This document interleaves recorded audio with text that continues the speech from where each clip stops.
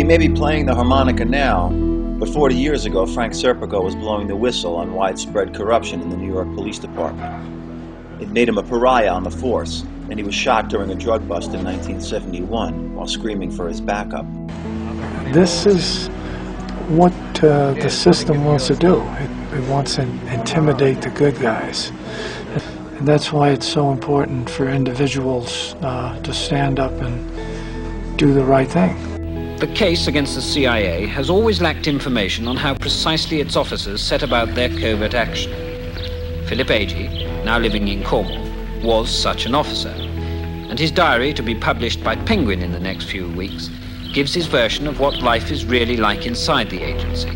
He names every officer and agent he's ever met, and describes the CIA man's work in daily detail. Why should I be delicate with them? I don't expect any quarter in return, because this is part of the conflict that's going on in the world right now. The CIA is enforcing American economic exploitation, and people are dying, and people are starving because of this system.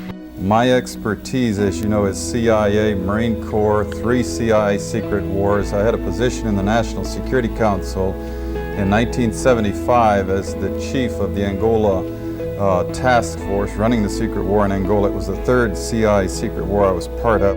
They undertake to run operations in every corner of the globe.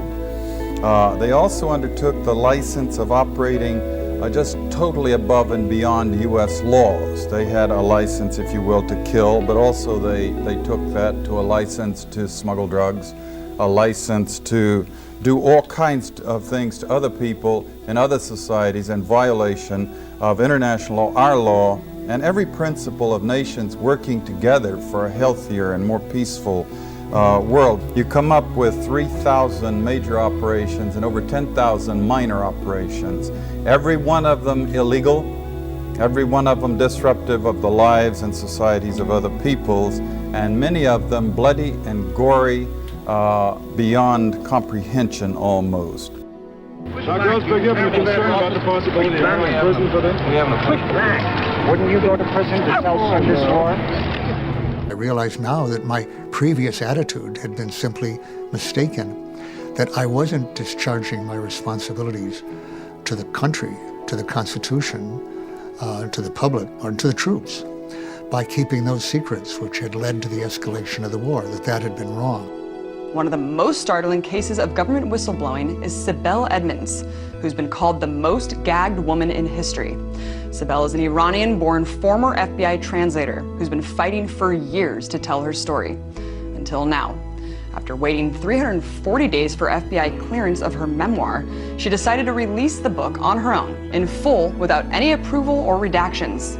The book gives explosive allegations that indict multiple levels of the government in traitorous deception and cover-up inside the FBI. After 9/11, they took one of the programs I had done, or the back-end part of it, and started to use it to spy on everybody in this country. So that was a program they created called Stellar Wind. That was separate and compartmented from the regular activity that was ongoing, because it was doing domestic spying. All the equipment was coming in, I knew something was happening, but then when the contractors I had hired came and told me what they were doing, it was clear where all the hardware was going and what they were using it to do. For the first time, 25-year-old U.S. Army Private Bradley Manning has admitted to being the source behind the largest leak of state secrets in U.S. history. More than 1,000 days after he was arrested, Manning testified Thursday before a military court. He said he leaked the classified documents to the whistleblowing website WikiLeaks in order to show the American public the true costs of war. Reading for over an hour from a 35-page statement, Manning said, quote, "I believe that if the general public, especially the American public, had access to the information, this could spark a domestic debate on the role of the military and our foreign policy in general." Over the course of the hearing, Bradley Manning took responsibility for leaking the so-called collateral murder video of an Apache helicopter attack in Iraq. Come on, fire! Roger. Keep shooting. Keep shooting. Clear. Come on. Clear. Clear. Orange. One individual has been punished, Bradley Manning, in jail accused of leaking the video. The charges: downloading and disseminating classified information. How could anyone justify shooting up that van, shooting up the person who was crawling onto the curb? These are war crimes, pure and simple. When I learned to be a soldier, an officer in the U.S. Army, I learned that you don't shoot at civilians, you certainly don't shoot at people trying to rescue the wounded, and you don't blow up vans with a couple of children in them. In the Pentagon investigation report, there's no mention of war crimes. The pilots had reacted adequately. Here's the government saying that we did no wrong, but yet they lied. They covered up the story. They covered up everything. And then all of a sudden being like, okay, well, Bradley Manning, who released this video, he's the wrongdoer in this whole situation. I think that Bradley Manning is a hero. I believe that this is a human being who is compassionate, who saw illegal activities taking place on a video. Granted, it was a couple years later, but still wanted the world to see that these actions are intolerable. And, you know, yeah, he's a hero for showing it. He's a hero for releasing it. My view on Bradley Manning is that he's a very courageous young man who, with 22 years, did what I didn't have the guts to do during the Vietnam War. I started my change of views as late as 1973 on the Vietnam War, and then we progressed to the early 1990s, and then we progressed to 9/11, and my views steadily became stronger that what the CIA was doing was wrong. I now am ashamed to have ever worked there and wish that I had not.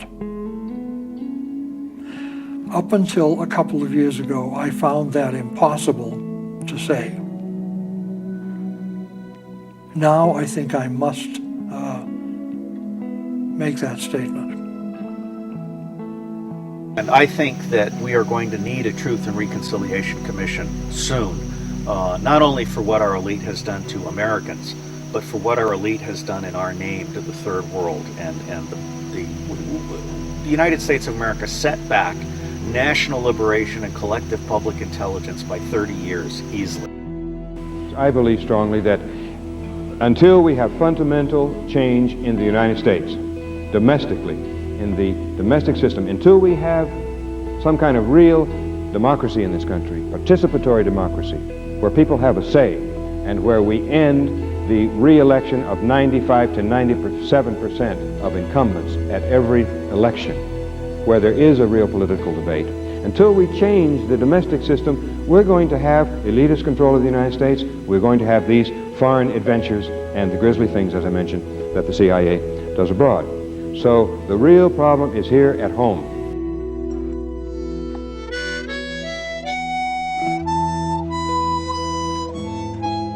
I always said that no matter how big or how much corruption there is, never greater than the individual or the might of doing the right thing.